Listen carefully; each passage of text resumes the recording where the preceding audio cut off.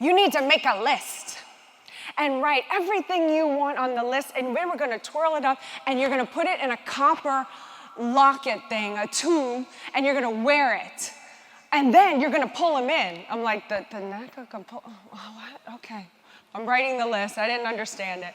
But I wrote this list. I wrote over 100 things down on this list in the tiniest print I've ever written.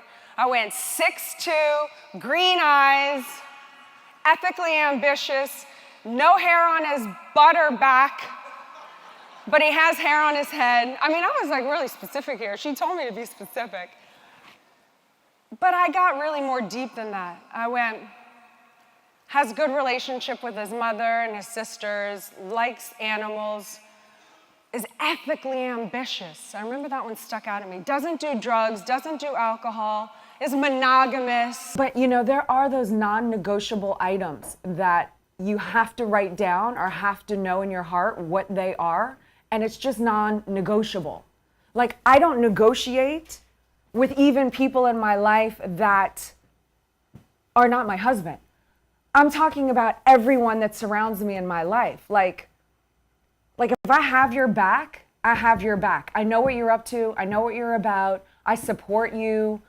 I don't want people in my life, even to the hairdresser, who doesn't get what I'm about or doesn't support me, or like I can't be around those type of people. I used to tell myself, my own statement was, men hold me back in life and in my career.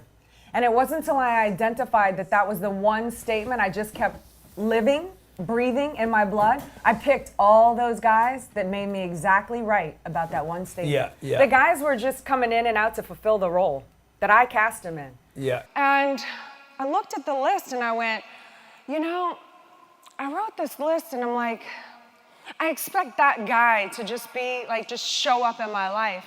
But I really looked and I'm like, but that guy wouldn't pick me right now. I got a joke. Because I wasn't good enough for that guy at that time. The person on the other end, like my perfect guy, if he were to write a list of his perfect girl, I then wrote the list of everything that this imaginary guy, perfect guy, would write on the list. And that's when I realized I was so far, I mean, like not even close. Like commitment issues, like I was partying all the time, drinking in clubs, and I was like, okay. Because I knew what I was doing with my life and who I was. I wasn't strong. I wasn't powerful enough to have him.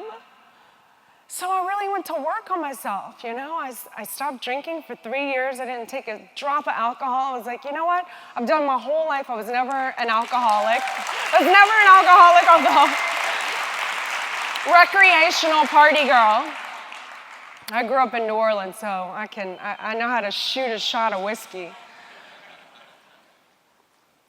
But I was recreational drug using. I quit everything.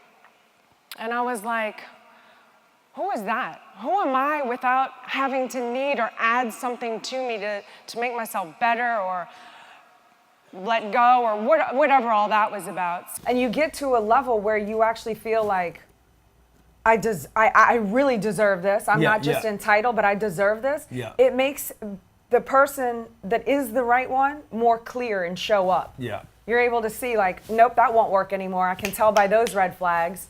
No, that's the dude who's comparable magnitude to me. But what was the first two things? The only two things on that list that Grant was not. Over 100 items written down. He wasn't 6'2" and he didn't have green eyes. So I wasn't able to see that this man who is unbelievably incredible has changed my life in so many ways was standing right there.